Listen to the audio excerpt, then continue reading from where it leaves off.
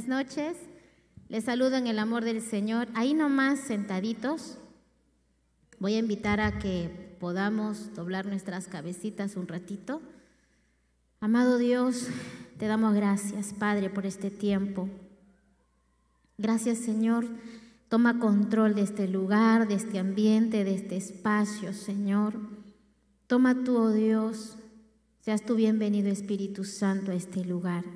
Sabemos que a ti te ha placido que estemos aquí y por amor a tu nombre, Señor, tú eres quien ministra cada corazón, cada vida de mis hermanos, de cada adolescente, de cada joven, de cada hermano y hermana mayor, Señor, que está en este lugar, Padre.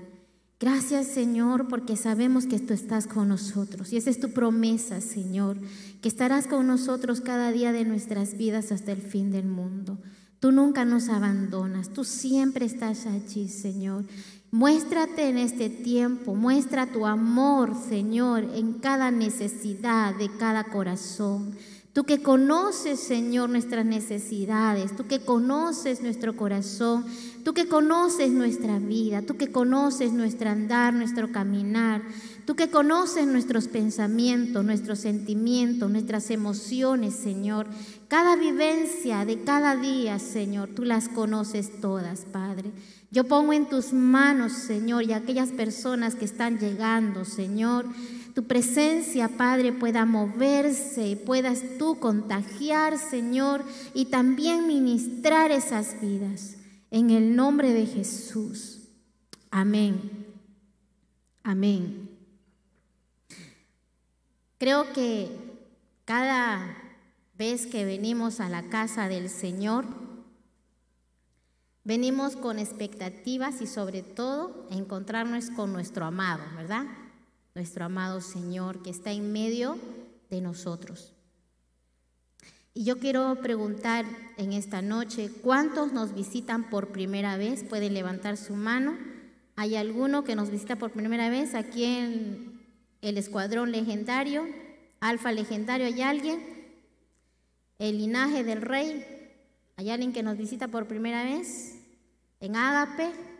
¿Hay alguien en Ágape? Muy bien, bienvenido, bienvenido. Aquí en Escuadrón Inquebrantables, ¿hay algún nuevo, alguien que nos visita? ¿Hay alguien? Aquí en Renacer, muy bien, bienvenido. Aquí en Generación de Jesús, ¿hay alguien que nos visita por primera vez? Muy bien. Los que levantaron la mano, ¿cómo les damos la bienvenida? Bienvenidos a este lugar. Amén. Voy a invitar sus Biblias, que abran sus Biblias. Vamos a leer dos pasajes.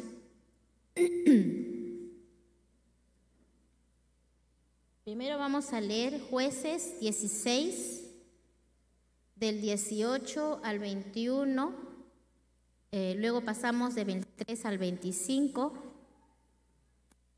Vamos a ir a Segunda de Samuel también. Primero vamos a Jueces. Jueces 16. Si sale, genial. Y si no, bueno. Dice Jueces capítulo 16, del 18 al 21 y del 23 al 25. Prestemos atención. La palabra del Señor dice así. Y le dijo: Sansón, los filisteos sobre ti. Y luego que despertó él de su sueño, se dijo: esta vez saldré como las otras y me escaparé. Pero él no sabía que Jehová ya se había apartado de él. Mas los filisteos le echaron mano y le sacaron los ojos y le llevaron a Gaza y le ataron con cadenas para que moliese en la cárcel. Entonces, el 23, entonces los principales de los filisteos se juntaron para ofrecer sacrificio a Dagón, su dios, y para alegrarse y dijeron: nuestro Dios entregó en nuestras manos a Sansón, nuestro enemigo. Y viéndolo el pueblo, alabaron a su Dios diciendo: nuestro Dios entregó en nuestras manos a nuestro enemigo, y al destruir y al destruidor de nuestra tierra. Había dado muerte a muchos de nosotros, y que cuando sintieron alegría en su corazón dijeron: llamad a Sansón para que nos divierta. Y llamaron a Sansón de la cárcel y de juguete delante de ellos, y le pusieron entre las columnas. Vamos a 2 de Samuel 8, del 1 al 15. Vamos a ver la contraparte, ¿no? Ya lo tenemos, 2 de Samuel 8, del 1 al 15. La palabra del Señor dice: derrotó a los filisteos y los sometió, y tomó David a Meteg, Ama, de mano de los filisteos. Derrotó también a los de Moab y los midió con cordel, haciéndoles tender por tierra. Derrotó David a Hadad Ezer, hijo de Rehob, rey de Soba. Al ir a recuperar su territorio al río Éufrates, y vinieron los sirios de Damasco para dar ayuda a Hadad Ezer, rey de Soba, y David hirió de los sirios a 22,000 hombres. Así ganó David fama cuando regresaba de derrotar a los sirios. Derrotó a 18,000 edomitas en el valle de la Sal y puso guarnición en Edom. Por todo Edom puso guarnición, y todos los edomitas fueron siervos de David. Y Jehová dio la victoria a David por donde quiera que fue. Y reinó David sobre todo Israel, y David administraba justicia y equidad a todo su pueblo. Amén. En esta oportunidad voy a hablarles este tema. Se llama o se titula: más fuerte que un ratón, más fuerte que un león. ¿Quién es más fuerte que un ratón y quién es más fuerte que un león? Vamos a ver dos contrastes. Miren, un ratoncito sale de su guarida buscando qué comer. Pero como este ratoncito sabe que hay gatos en casa o hay un gato en casa, este ratoncito dice: tengo hambre y tengo que salir, y se hace el valiente y dice: yo le voy a ganar al gato. Y comienza a mirar de lejitos desde su guarida, y él dice: no veo al gato. Y sale: me voy a hacer el valiente, yo puedo, no me puedo morir de hambre, necesito traer comida a la casa. Y sale, pero lo que no se da cuenta es que el gato estaba encima de su guarida, y lo primero que hace es ¡tac! Con su mano, con su pata, le coge de la cola. Mientras el gato está corriendo, corre, corre, no podía correr más porque el gato lo tenía agarrado de la cola. Y este gato lo que hace es jugar con el ratón. Qué malo el gato, ¿no? Cualquiera lo atrapa y lo come rapidito. Comienza a jugar con el ratón. Pa' acá, pa' allá, pa' acá, pa' allá. El ratón se escapa y él lo jala de la cola. Vuelve a escaparse y vuelve a jalarle de la cola. Tal vez en un momento el ratón dice: ahora sí voy a escapar, ¿no? Sale corriendo y el gato nuevamente lo atrapa. Y así va jugando de mano en mano, lo tira de un lado, lo tira del otro, hasta que el pobre ratón está así, medio soncito, ya no sabe ni qué pasa ahí, todas las estrellas por su cabeza, ¿no? Y como ya está medio soncito ahí, el gato le da muerte. Se lo come, ¿no? Así, de esa manera, el enemigo juega con algunos cristianos, con algunos que conocemos al Señor, que hemos gustado de su gracia, ¿no? El ejemplo de ahora vamos a ver a Sansón. También conocemos a un personaje, un animal muy fuerte. Le dicen el rey de la selva. ¿A quién me refiero? Perdón, disculpen. El león. El león es uno de los felinos más fuertes de la sabana africana. Su fortaleza, su energía y su majestuosidad hacen de esta especie un animal bastante imponente. Miren, con su gran rugido y su melena, ¿no? Es un animal que justo le dicen el rey de la selva por su melena, ¿no? Parece su corona en la cabeza. Y con su potente rugido tan fuerte que hace temblar no solamente a los animales herbívoros, animales que están por ahí, que son la comida de ellos, sino también aquellos animales más pequeños que son carnívoros. Ya llegó el león y salen corriendo porque le tienen miedo, ¿no? Hasta el ser humano escucha el rugido del león, ¿qué hacemos? Nos faltan patitas para salir corriendo, ¿verdad? Por su misma fortaleza y energía y su majestuosidad, este león, desde su misma apariencia, atrae miedo. El cristiano puede ser más fuerte que ese león que acabo o que sabemos y conocemos que existe. El cristiano, otro tipo de cristiano, puede ser más fuerte que ese león.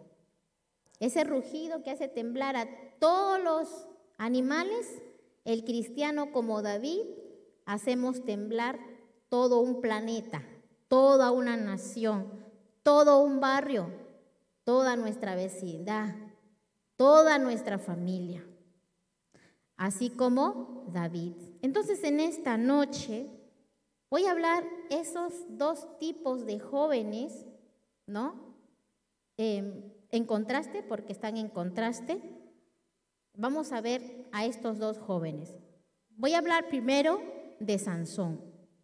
Sansón es más fuerte que un ratón. ¿Por qué es más fuerte que un ratón? Ustedes han escuchado a este personaje cómico que se cree super hombre de color rojo, ¿cómo se llama? Y tenía sus antenitas. Chapulín Colorado. Y esa es la frase de él, ¿no? Más fuerte que un ratón, ¿verdad? Más noble que una lechuga. Bueno, me hace muy bien, su escudo es un corazón, ¿no? ¿No? Y se sálvense quien pueda, dice, ¿no? El Sansón, más fuerte que un ratón. Miren, Sansón era de la tribu de Dan. Su padre se llamó Manoa. Su madre, esta mamá, no podía tener hijos, era estéril. Entonces, ¿qué quiere decir? Que Sansón fue un milagro de Dios, pero un milagro con un propósito especial en ese tiempo, que era el tiempo de los jueces.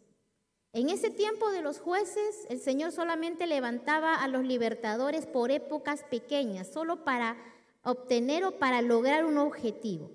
Ya que el pueblo de Israel siempre ha sido un pueblo muy duro, que siempre estaba bien con el Señor y luego retrocedía, y cada vez que retrocedía estaba en las malas, el pueblo de Israel le pedía al Señor con ruego, con súplica, y el Señor decía, ahora voy a levantar a otro libertador, otro juez, para cumplir este propósito.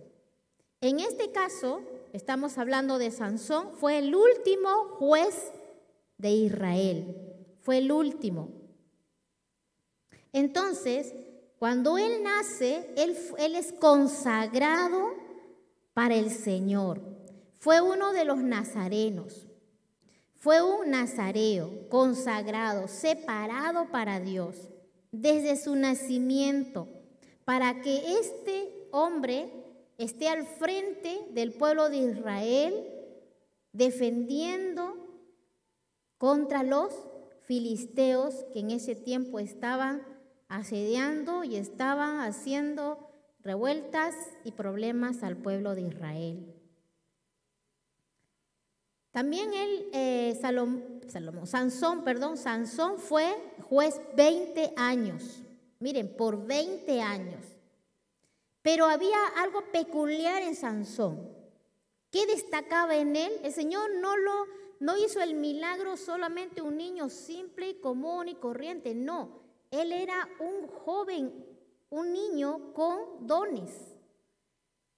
El Señor le había dotado de algo especial que no se le había dado a ninguna otra persona, solo a Sansón.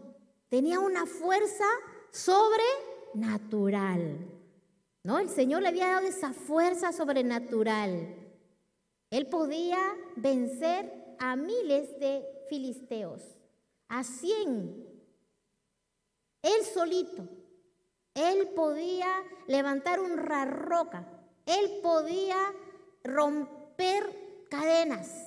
Para él era fácil, como si fuera papelito, porque el Señor le había dotado con un poder sobrenatural, con una fuerza sobrenatural, para que pueda él de esa manera pelear, contrarrestar al ejército de los filisteos y defender al pueblo de Israel.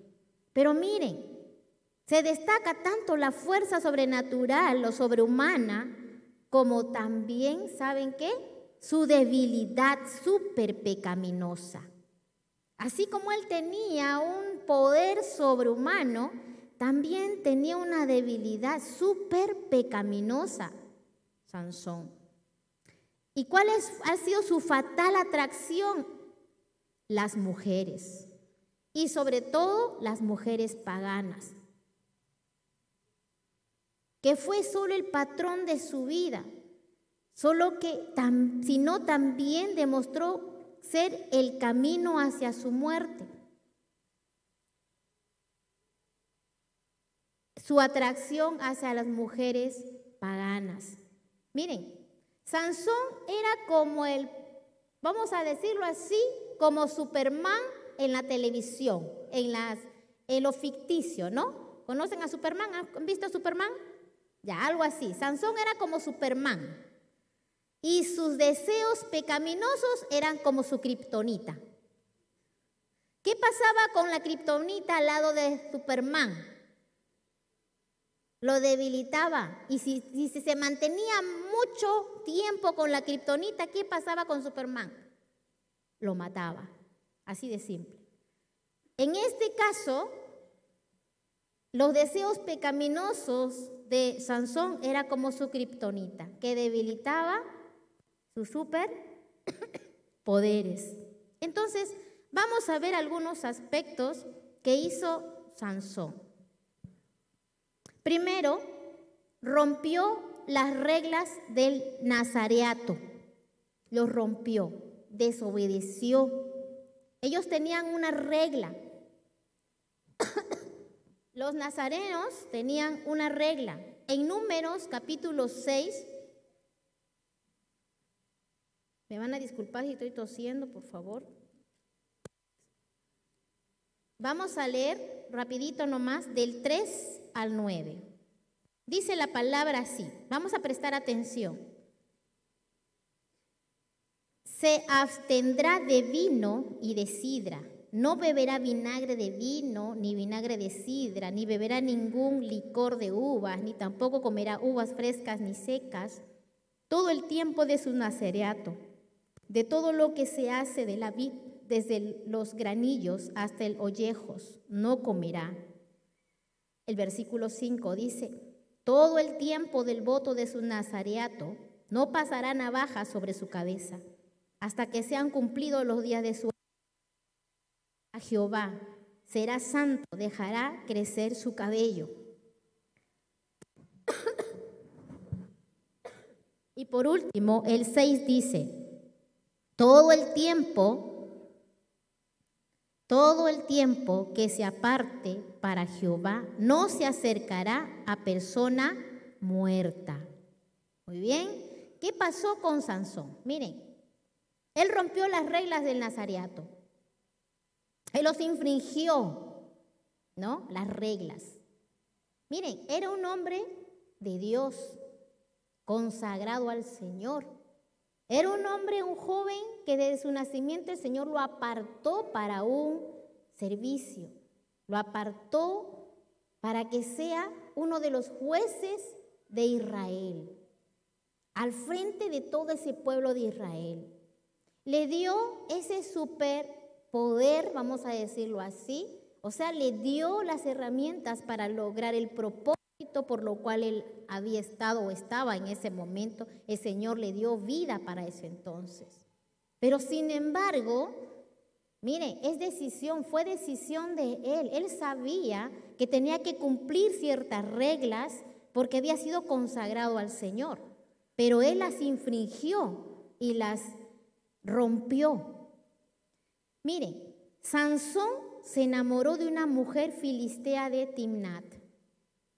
Y para salirse con la suya, rompió esas dos reglas. Primero rompió esas dos reglas de ellas. Le dijo, mire, se va, y a Sansón le gustaba andar entre los filisteos. Ese es lo malo, ¿no? Le gustaba estar entre los filisteos, se daba su vuelta por los filisteos. Y por ahí se enamora de una joven de los filisteos. Entonces, él va a su casa y le dice, papá, mamá, me he enamorado. Y los padres dicen, uy, qué bueno, hijo, que te has enamorado, ¿no? Qué chévere, qué bueno. Dime quién es. Y Sansón le dice, es una de las filisteas de Timnat. ¿Qué? Dijeron los padres. Pero tantas jóvenes del pueblo de Israel, ¿y te has fijado de los filisteos? Mamá, por favor. Papá, por favor. Respeta mi decisión. Yo estoy enamorado, me gusta. Y por favor, acompáñame. Me gusta. Si ustedes quieren leer, está en Jueces capítulo 14. ¿No? Estoy parafraseando. Jueces capítulo 14. Entonces, miren, él va y por el camino se encuentra con un león joven. Dice que cuando caminaba Sansón, se le aparece un león joven, ¿no? Atacando a Sansón. Y Sansón, como si nada, agarra al león como si fuera un gatito, ¿no? Agarra al león como si fuera un gatito y lo mata. Le abre su hocico, ¡plá! Y le dobla, ¡plá! Y lo mata al pobre león, como si fuera un gato. Y lo mató y lo dejó ahí muerto. Y el campante siguió su camino. Luego, él regresó de nuevo por ese camino, Sansón, ¿no? Se apartó del camino para ver el cuerpo muerto del león. Y he aquí, cuando él después de unos días, va a ver el cuerpo del león, le dio curiosidad, voy a ver el cuerpo del león, ¿no? Lo ve y dice que en su cuerpo había un panal de miel, había abejitas que habían hecho su panal, habían miel. ¿Y qué hace Salomón, todo campante, todo enamorado? Agarra la miel y coge la miel y lo come. Eso significa que tocó el cuerpo muerto de león. Su primera infracción, le dijeron, él sabía, abstenerse de tocar a un cuerpo muerto para evitar la contaminación ritual. Eso está en el versículo 6. Entonces, no solamente comió solo, sino alcanzó a su mamá y a su papá y les invitó también la miel a sus padres. Solo que los padres no sabían del león muerto. Ese es uno. Segundo, miren, en un momento rapidísimo vuelve a infringir otra regla. Cuando llegan los padres, miren, ellos hacen lo que se le llama el banquete de los novios, ¿no? En casa de la novia. Sansón hizo un banquete con sus padres para celebrar el compromiso de matrimonio con su novia filistea. Hizo un banquete. Pero ¿en dónde estaba Sansón? Estaba en territorio filisteo. Y la palabra del Señor dice, ¿no? Hizo banquete porque así solían hacer los jóvenes. Eso está en Jueces 14, 10, versículo 10. Cuando está hablando de hacer banquete como lo hacían los jóvenes entre los filisteos, significa que había vino para beber. Así que Sansón bebió vino, porque estaba dentro del círculo pagano entre los filisteos. ¿Qué decía la regla? Abstenerse de todo producto derivado de la vid. 2 infracciones. Luego vamos a ver el tercero, más adelante. Ya estamos siguiendo la historia rápidamente. Primero dijimos, rompió las reglas del nazareato. Segundo, él coqueteó con el pecado. Sansón. Primero, ¿cómo fue el coqueteo? ¿Cómo fue poco a poco metiéndose, introduciéndose hasta llegar a lo peor? Primero, se enamoró de una mujer filistea, ya lo dije, llamada Timat, habiendo tantas mujeres en Israel. En el capítulo 14 de Jueces está ello. Segundo, se acostó con una mujer de mala conducta, una ramera en la ciudad de Gaza. Eso está en Jueces 16, del 1 al 3. Miren, hasta allí él mantuvo las apariencias externas del celo de su voto nazareno, mientras que al mismo tiempo pecaba descaradamente con una prostituta. Se había ido a un prostíbulo y se había acostado con una prostituta, a escondidas. Supuestamente nadie lo vio. Por último, se enamoró de Dalila. Miren, se enamoró de Dalila, mujer filistea. Miren, los filisteos se dieron cuenta de ello, de que Sansón tenía una debilidad. Y pues Dalila, dice la palabra, era una mujer hermosa, bella. Y como los filisteos estaban allí atrás de Sansón, mirando pues cómo poder, ellos decían, sacamos de lado a Sansón y ya tenemos todo para irnos contra el pueblo de Israel. No va a haber obstáculo. Lo único que le impedía era Sansón.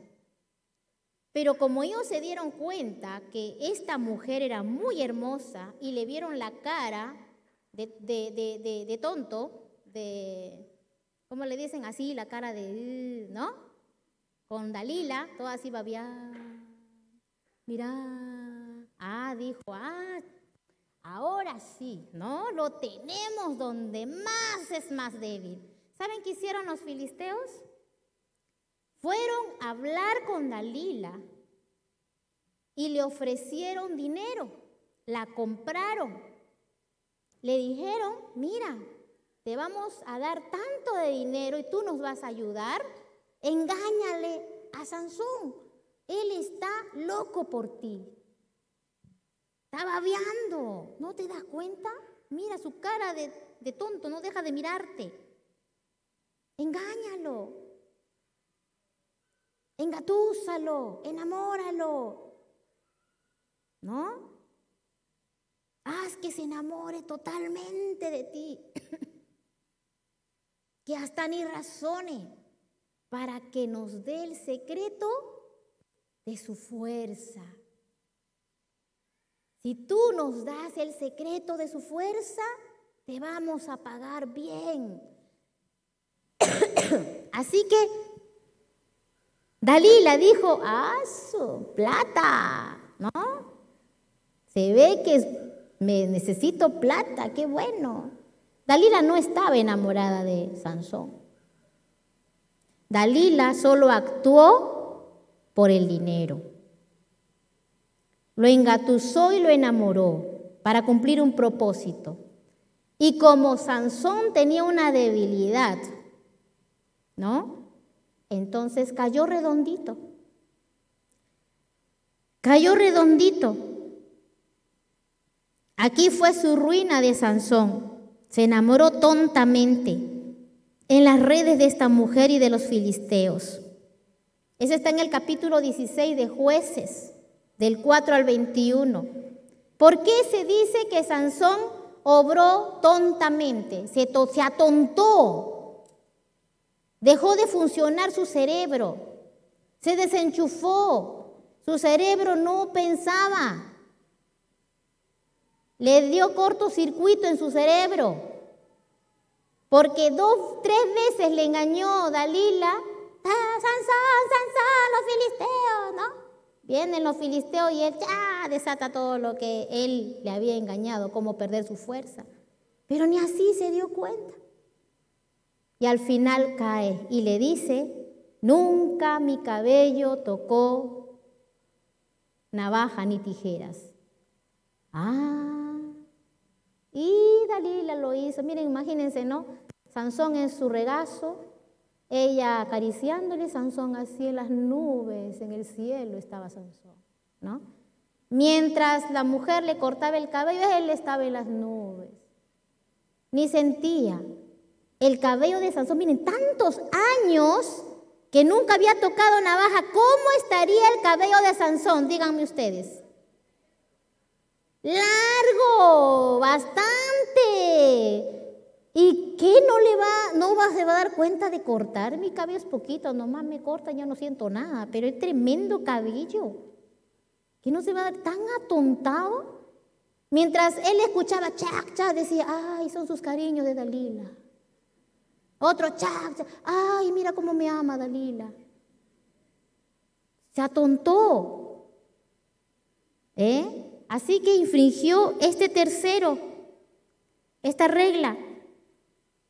Terminó rompiendo esta tercera regla de los nazariatos, abstenerse de cortarse el cabello, y fue su ruina.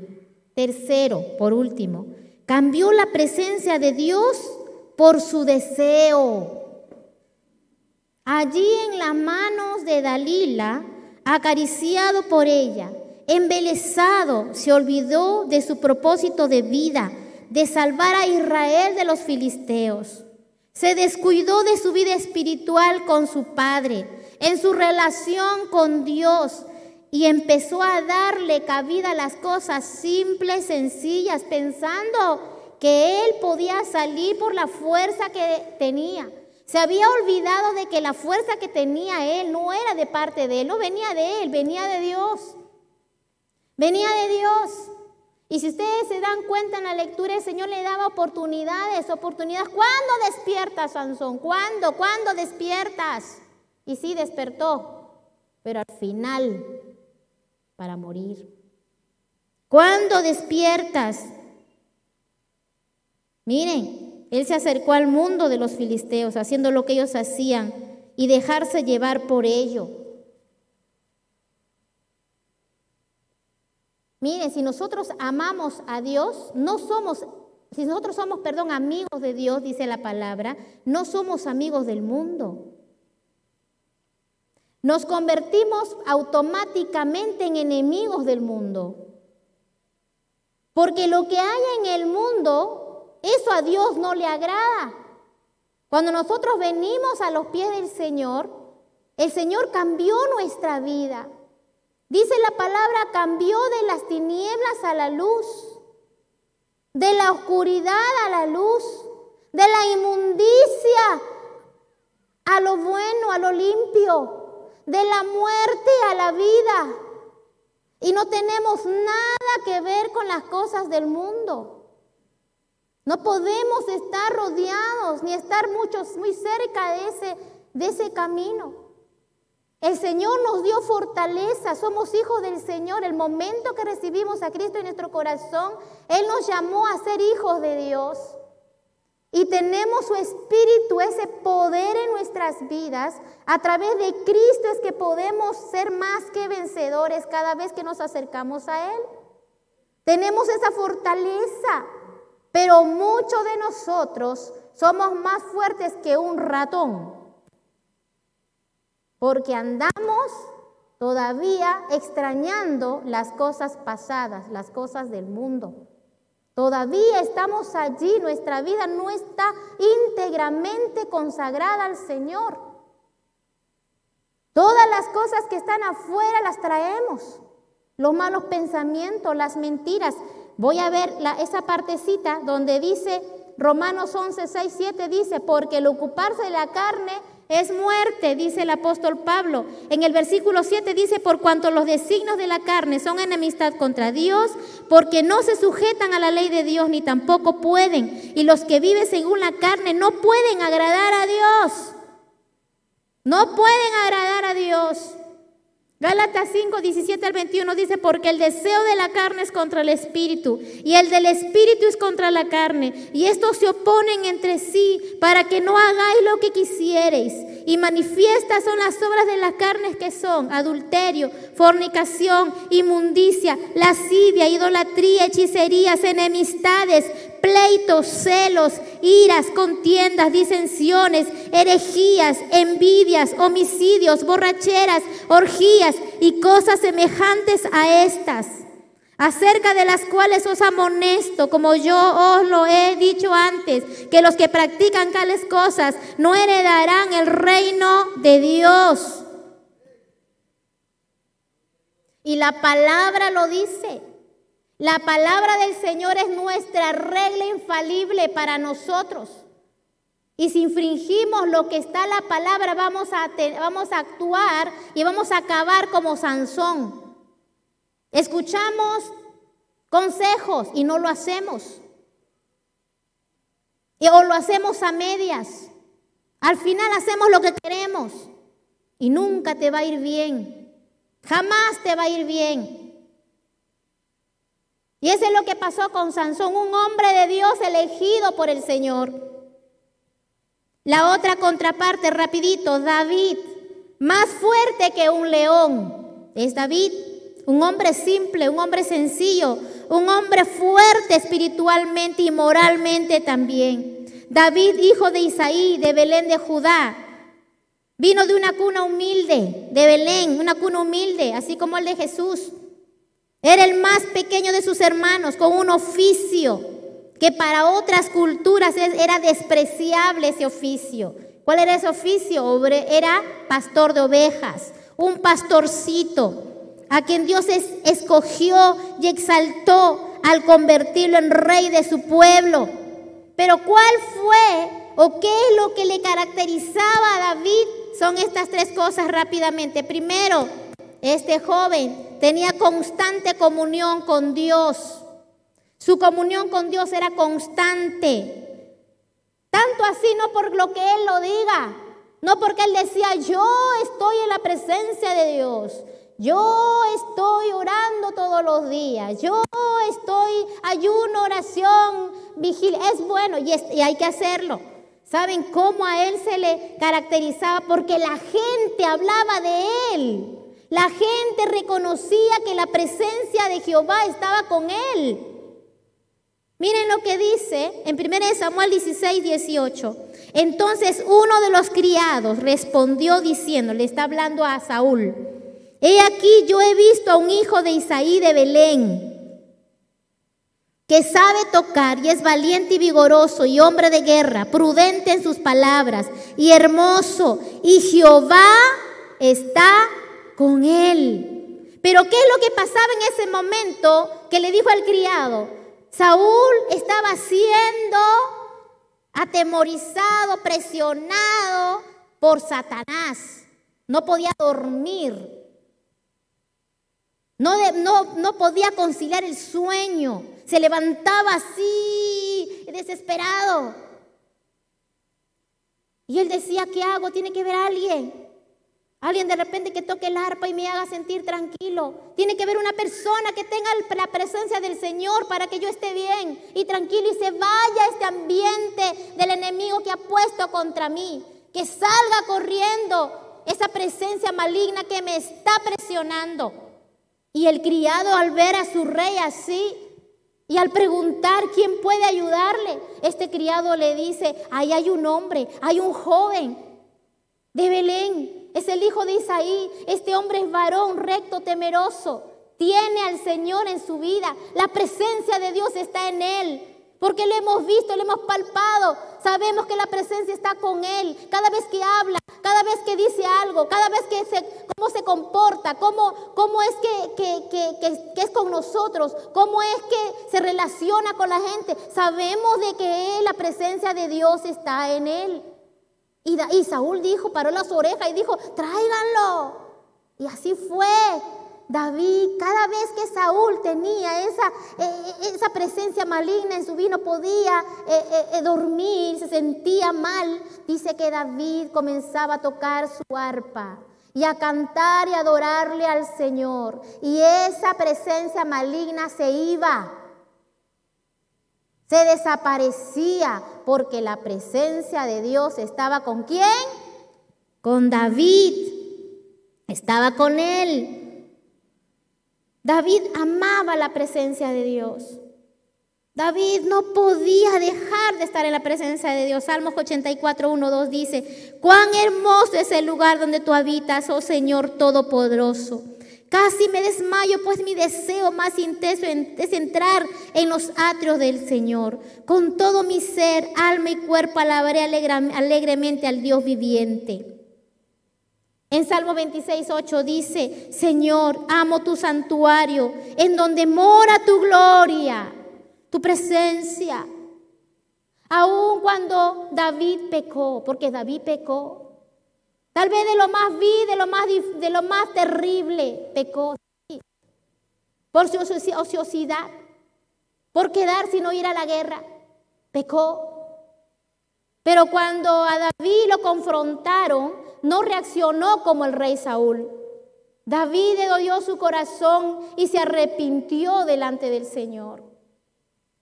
Se arrepintió y le dijo: Señor, dice que se quitó la ropa real y se puso de cilicio, señal de arrepentimiento, de humillación delante de su Padre, delante de Dios. Y ahí es donde él dice, en Salmo 51, 11 dice: no me eches de delante de ti, no quites de mí tu Santo Espíritu. Por favor, no quites de mí tu Santo Espíritu, no quites de mí tu presencia, por favor. Sé que te fallé, perdóname. Prefirió, se humilló, porque lo peor para él era perder la presencia de Dios en su vida. David, desde que estuvo ahí en ese lugar con sus ovejas, experimentó la presencia de Dios en su vida. Experimentó la gracia de Dios, la lealtad de Dios en su vida. Y lo experimentó de forma palpable. Por eso él decía: estoy loco si yo dejo y sigo con mi pecado. Estoy loco si dejo lo que Dios tiene conmigo. Para mí su presencia es lo mejor. Es lo mejor. Y David reconocía, por eso es que se humilló y se arrepintió. Segundo, dependencia total de Dios era su fortaleza. Esa dependencia total de David era su fortaleza. Miren lo que dice en 1 Samuel 17, 25 al 27. Y cada uno de los de Israel decía: ¿no habéis visto aquel hombre que ha salido? Él se adelanta para provocar a Israel, al que le venciere. El rey le enriquecerá con grandes riquezas y le dará a su hija y eximirá de tributos a la casa de su padre en Israel. Entonces habló David a los que estaban junto a él diciendo: ¿qué harán al hombre que venciere a este filisteo? Y quitaré el oprobio de Israel, y quitaré el oprobio de Israel. Porque ¿quién es este filisteo incircunciso para que provoque a los escuadrones del Dios viviente? Y el pueblo le respondió las mismas palabras diciendo: así se hará al hombre que venciere a este hombre. un joven común y corriente, con sus ovejitas, que no tenía nada que ver en esa guerra contra los filisteos, donde Saúl estaba peleando con todo el pueblo de Israel. Pero ese joven, al escuchar a este gigante Goliat provocando al pueblo de Israel, insultando al pueblo de Israel, y por ende él decía: si insultan al pueblo de Israel, insultan a mi Dios, porque este es el pueblo del Dios viviente. Está insultando. Y él se sintió indignado. Y él dijo: yo voy a pelear contra él. Yo lo voy a hacer contra ese gigante. Miren, él estaba seguro. Él decía: si el Señor me ha librado o ha librado a mis ovejas de los osos y de los leones, que les quitaba yo de su boca a mi ovejita, si he podido ver la mano de Dios, este incircunciso no es nada. Y mire, estaba tan valiente, pero realmente así aguerrido, porque él dependía mucho del Señor. Esa era su fortaleza. Este hombre está provocando a ira a mi Dios, se está burlando de mi Dios. Y él dijo: yo voy.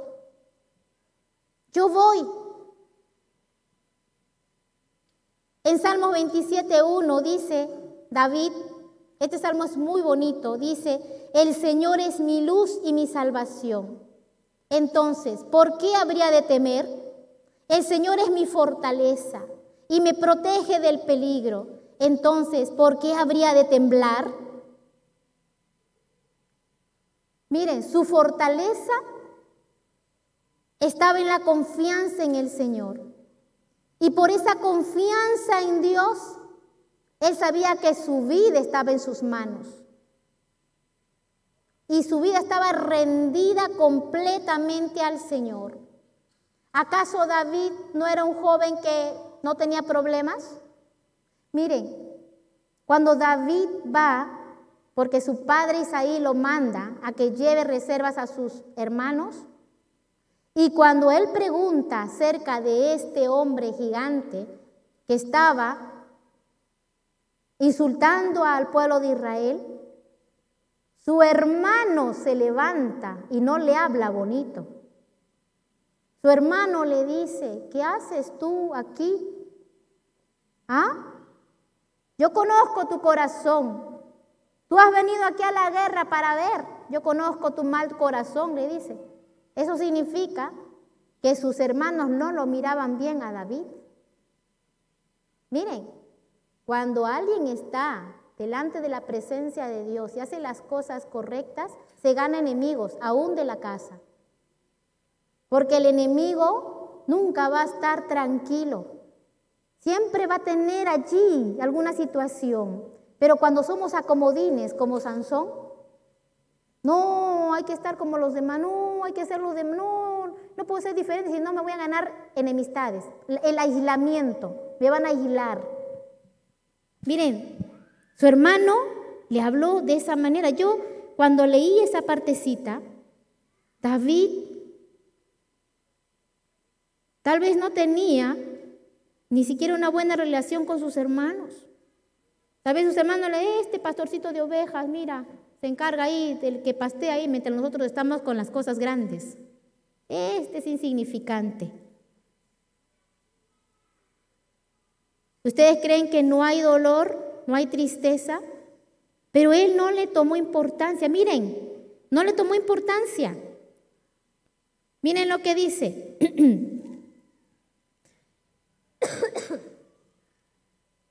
Vamos rápidamente. Dice: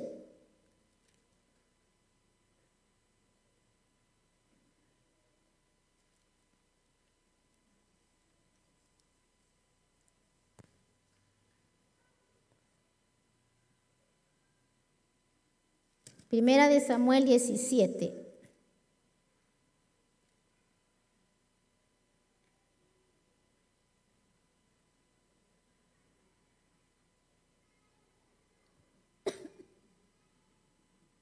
Miren, el 28 dice, y oyéndole hablar Eliab, su hermano mayor, con aquellos hombres, se encendió en ira contra David y dijo, ¿para qué has descendido acá? ¿Y a quién has dejado aquellas pocas ovejas en el desierto? Yo conozco tu soberbia y la malicia de tu corazón, que para ver la batalla has venido. Y miren lo que responde David, todo inocente. Dice, ¿qué he hecho yo ahora? ¿Han escuchado cuando alguien tú dices, pero ¿y qué hice yo? No entiendo, no hice nada, ¿qué hice? ¿Qué he hecho yo ahora para que me contestes o me hables así, no? Pero sin embargo, miren, incluso le dice, ¿no es esto mero hablar? O sea, ¿qué estás diciendo? Y apartándose de él hacia otros, preguntó, y bueno, él siguió, David. En ese tiempo, con sus ovejas, David aprendió a acercarse al Señor, aprendió a depender de Dios, aprendió a amar a Dios. Y en el Salmos 27:10 dice, él dice, aunque padre y madre me dejaran, yo con todo te recogeré. Aunque los amigos te dejen, aunque papá y mamá nos hayan abandonado, aunque mi hermano me trate así, yo sé que tú me vas a sostener. Yo sé que tú vas a estar conmigo. La dependencia con el Señor. Miren, la gente te va a fallar. La gente no siempre va a estar contigo. Aún papá y mamá nos va a fallar. Pero David descubrió algo. Jehová es mi luz y mi salvación. El Señor es mi fortaleza y me protege del peligro. Jehová está conmigo. Y ese es lo más importante. Y ese es lo mejor. En este Salmos 27, si ustedes lo leen todo el Salmos, expresa declaraciones firmes de confianza. Demuestra la relación íntima que tenía con Dios. Por último, su fuerza era respaldada por la presencia de Dios. Tenía el respaldo de Dios. Vamos a ver a David con Goliat.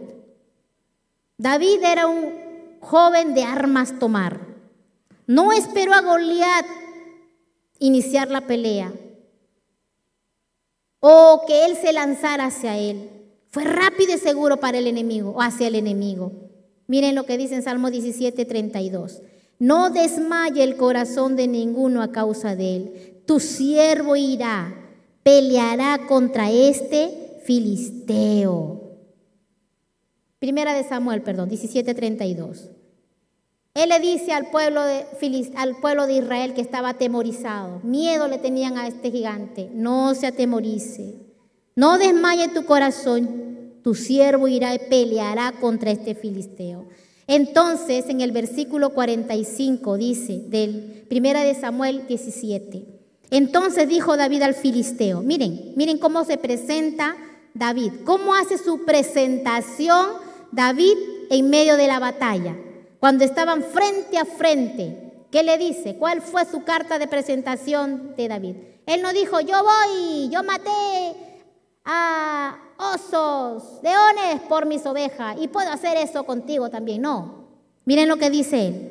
Tú vienes a mí con espada y lanza y jabalina, mas yo vengo a ti en el nombre de Jehová de los ejércitos, el Dios de los escuadrones de Israel, a quien tú has provocado. Jehová te entregará hoy en mi mano, y yo te venceré y te cortaré la cabeza, y daré hoy los cuerpos de los filisteos a las aves del cielo y a las bestias de la tierra, y toda la tierra sabrá que hay Dios en Israel. Entonces en el 48, ni corto ni perezoso, David se dio prisa y corrió la línea de batalla contra el filisteo. Y lanzó, dice, dio vueltas y vueltas y vueltas su lanza, y la lanza cayó en su frente, y el gigante cayó.